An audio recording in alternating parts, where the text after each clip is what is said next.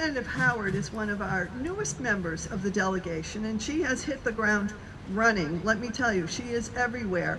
And this happens to be in the heart of Representative Howard's district. So we're thrilled to have her here to bring greetings. Representative Howard? Yeah,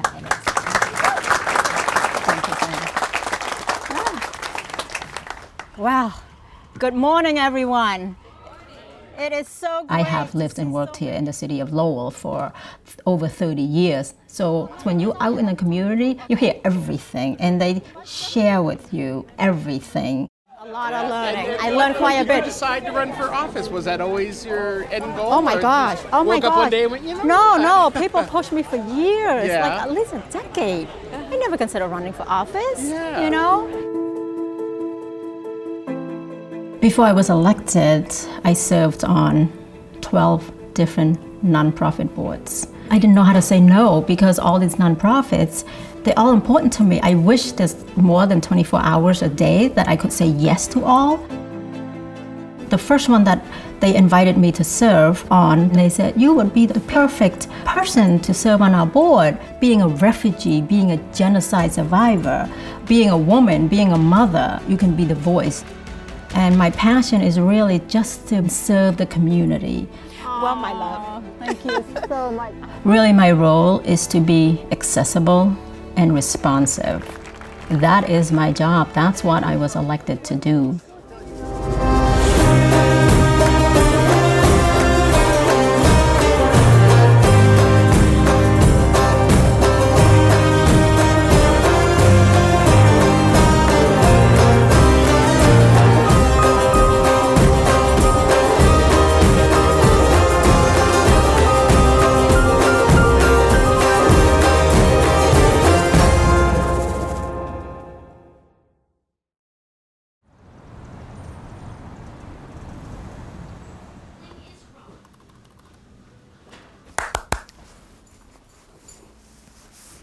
Ready to go bye-bye? Yeah.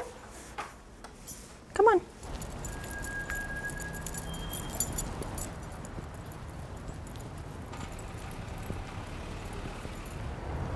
My work, what I do now, it's often 24/7, so I don't get a lot of this time. Okay, buddy, come on. Bye, sweetie. Yesterday, I received about 65 emails, so I'm trying to respond to all by the end of today. It's just not enough time in the day, most days and most weeks. See you guys later tonight? All right. Bye, sweetie. Love you. Mwah. You have a good day. All right. Amanda will be here shortly. Bye. Be good. Bye. I'll see you. See you later? Yeah, you be good. Stay with your brother.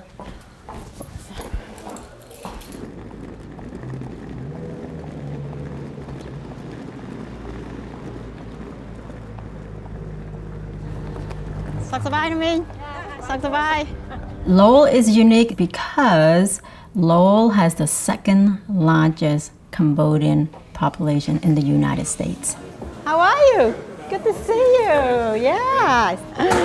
Yeah, my usual, and that would be all. Just from 5 to 7 minutes from my house to my office takes at least a good 45 minutes to an hour, just talking to constituents along the way. We're going to talk with the Chamber of Commerce and just see, you know, what they think we could be doing. Excellent. Better. Excellent. Coming along good. Hey, Maite. Hi. How are you? When I was campaigning, the constituents asked to have a district office. They wanted to be able to have access and also engage with their representative. And so I made a pledge, and I kept my pledge that should I be so honored to be elected, that I would have a district office. That's the unfortunate part. Thank you all for joining us today. We really appreciate you being here. My meetings are here. I didn't realize they were waiting outside. Sorry, I am so sorry. I didn't realize you were waiting outside. Come on in, come on in. I'm finishing up a phone call. Come on. I'm supposed to go in here. Yes, you go. Come on in, come on. Yes. Sorry, Michael. Senior citizens, Thank you so much. See you later. Bye-bye. Come on in. Good to see you. Hi, Bob. Hi, morning. Jean. How are Hi, you? Good morning. I'm so sorry. How long you? Oh my gosh. I was on the. Don't worry about a thing. Let her worry. We can't do that to her. Come on in. Okay. Okay, so you had a question about serious the one. Songus Arena, the land they're looking to build, the parkland. Yes. So I'm waiting to hear back from UMass Lowell Yeah. and about that. I Yeah. know exactly what you're talking about behind the Songus Arena. Oh, yeah. People think that UMass has plans for development and that they have rights to develop. Right now, it's just hearsay. Yeah, that's what I mean. Just that's why I hearsay, decided, right. rather than be talking about it on Facebook and expressing my outrage, I was going to ask you. I mean, we don't have much green space already, as you know, in downtown Lowell. Yeah. Exactly. Oh, I'm sorry. Oh, I think Jim Weil is out. My other meeting is outside. Sorry. Let me go open the door. Come on, Jim. I have my 9:15. If you don't mind waiting for a little bit. Oh, someone you know out there. Another downtown resident. How are you? Government is there to help the people. That's really their job. Their job is there to make sure that their needs are met. One thing that happened to us this year, which was really terrific, was There have been constituents urgent issue where they show up at my front door at 7 a.m. Sometime 6 in the morning. Then they called, I need to meet with you. I'm like, okay, let me, put on my clothes, let me run over.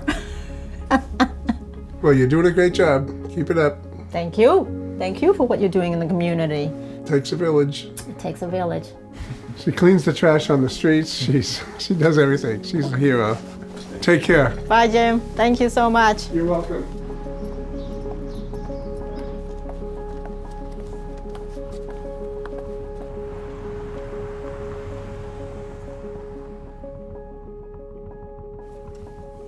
When I first moved to Lowell in 91, it was just me and my daughter, who was just 1 year old. Hey, hi Susie Q.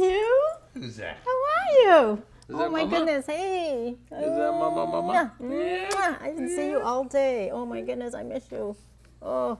She has severe medical needs. She's very severely mentally and physically delayed. Yeah. Mwah. Mwah. I worked at a law firm here in downtown Lowell for almost 3 years being a bilingual legal secretary, but didn't provide benefits, no insurance coverage. At this point, I am now a single mother. I needed health insurance for myself and for my daughter. My salary at the law firm was not a lot, so I couldn't get health insurance coverage for myself and my daughter with my small salary. So I decided to demote myself to a receptionist, but I get the full health insurance coverage for me and my daughter. The first day I walked into Lowell Community Health Center, people look at my daughter, people stares at her, but not this doctor. She showed that she accepted my daughter for who she is. And so many years later, it was an easy decision for me to say yes to Lowell Community Health Center when they asked me to serve on their board.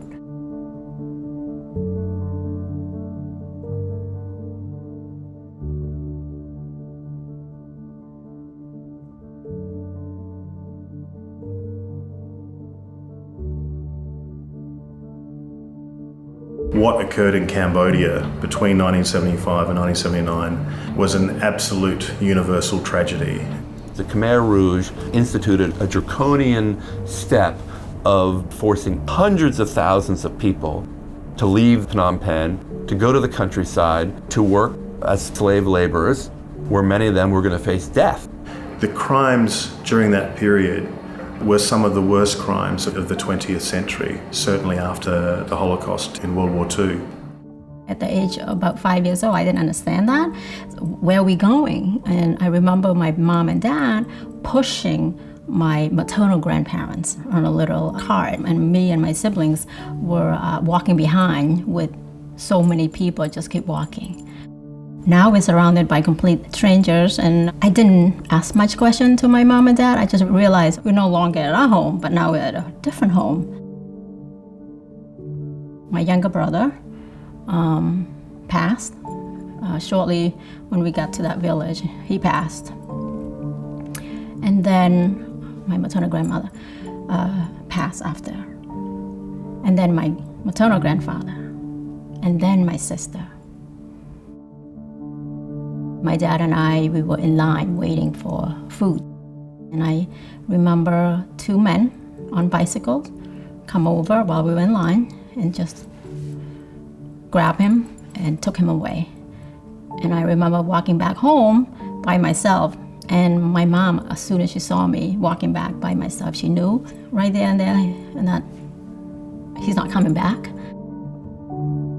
About 2 million Cambodians were killed by the Khmer Rouge.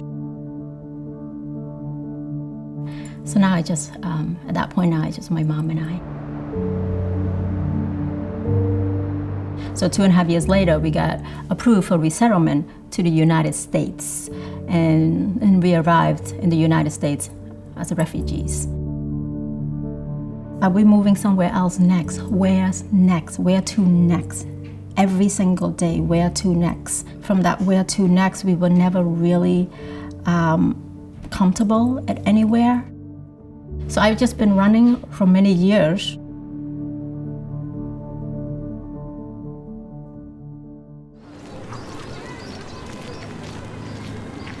I learned really everything I know about public service from Nikki. And I would not be here today had it not been for my good fortune to have been hired by her. Thank you always, Nikki, and thank you all for being here today. Today we're here for the bridge dedication to Nikki Songas. She was my boss for 12 years, and I learned so much from her. When I was first elected to Congress, we reached out to a good friend in the Cambodian community. We were looking for someone who could do constituent services, that is someone who deals with people who have unique problems with the federal government. And Vanna became highly recommended, and we interviewed her, were very impressed, and hired her pretty much on the spot. And she has served the districts throughout my tenure in Congress. This is a community that is home to the second largest Cambodian population in the country, and it's been great to see as that community has grown and become ingrained in this city that candidates who are of Cambodian origin can rise to the top and represent not only that particular community but all of us. It is a bridge between the past and the future, and I thank you so much for honoring me with a bridge that is a testament to both where we've been and where we want to go. Thank you.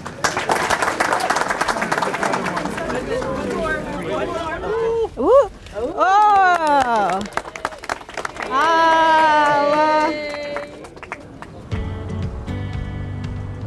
How are you today? Looking sharp as always. Thank you. Nice to see you. So don't you. What's going on? So far, I have not seen any nonprofits in the area, in our community, doing anything on that.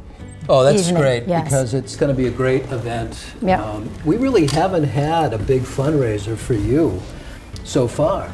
We have a great team. There was no way I could have done it without you, without your help, and with your tremendous advice, counsel, and you were there every step of the way.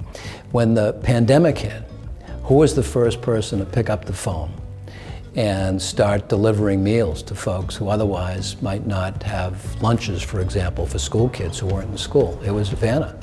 When trash became an issue months ago in the downtown, who was the first person to pick up a pail and go out and start picking up trash? It was her. I'll get this piece. You will? Okay. It's the kind of person she is. It's the kind of person you want to get behind.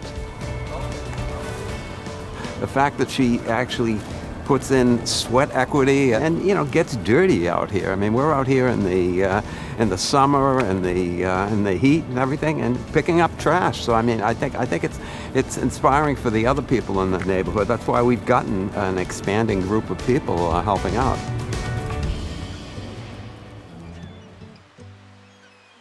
Right before the pandemic, we were in Florida on vacation. People were texting me, calling me to say, have you seen the news? I'm like, what news? The incumbent, my predecessor, has been arrested for 28 federal charges. She spent the rest of our vacation on the phone and online with people who were just adamant that she has to step up. I've never considered myself running. People have been pushing me to run for office for at least a decade. It takes a lot of your time to run for public office. It doesn't matter what office you're running for. It takes time, commitment, courage. But the community needed to be heard, need to be well represented. So I decided to go forward. She really didn't want to see this guy get reelected. She was certain that she could do a better job for this district.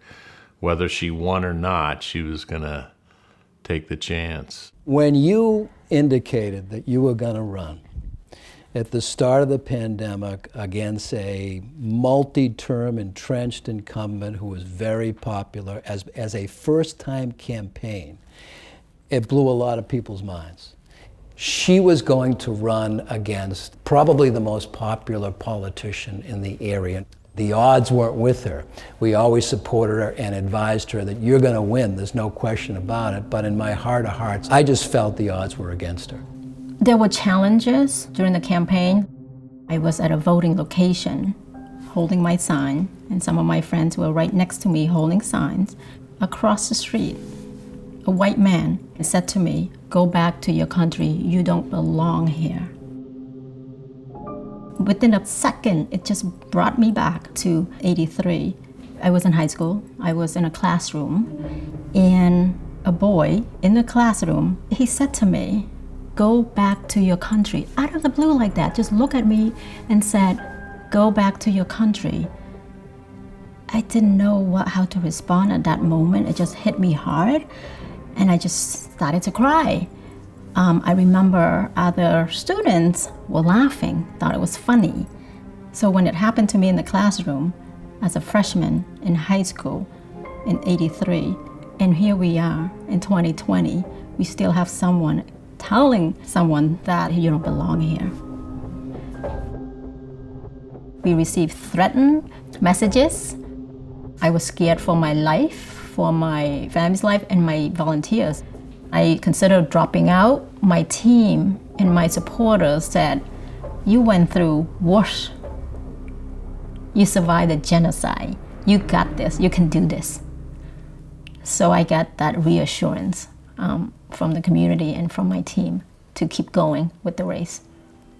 I always felt that you didn't get involved in politics to be something. You got in politics to do something. And you've done a heck of a lot in just one term.